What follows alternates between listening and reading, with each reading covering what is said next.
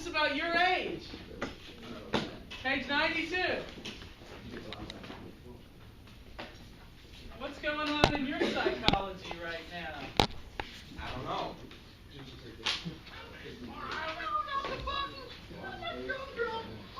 All right, back to you.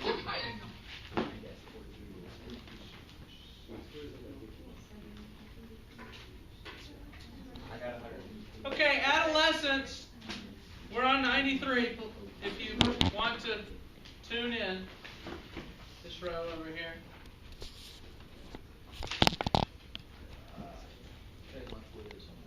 Oh, scoreboard.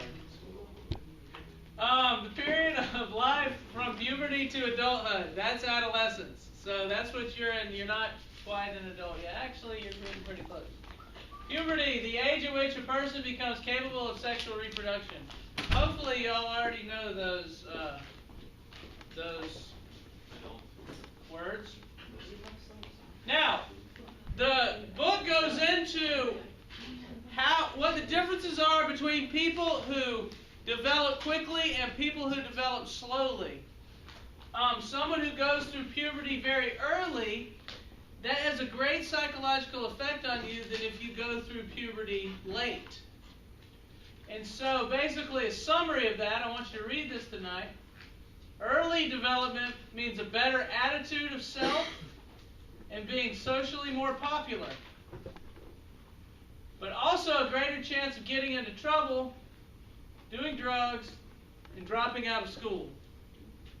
So there's good things and bad things to going through puberty early.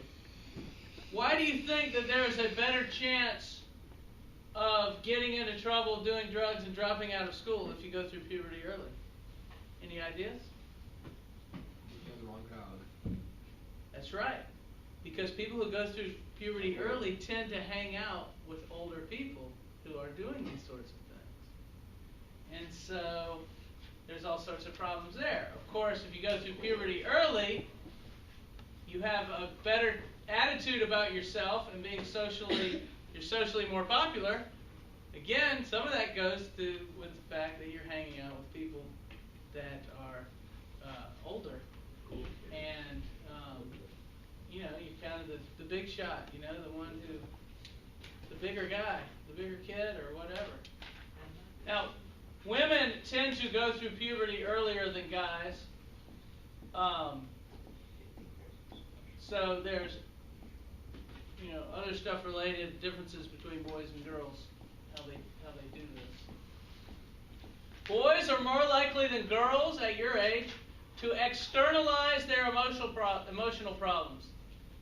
Acts of aggression and antisocial behavior. We call that externalizing. If you hit somebody, if you punch a wall, you're externalizing your emotions. Girls tend to internalize, keep things in. Girls are more likely to withdraw from society, have eating disorders, or other stuff that's kind of internal that it's not acting out, it's not letting out your emotions. That tends to go on at adolescence. Arguments between teens and parents. Do y'all have any of those?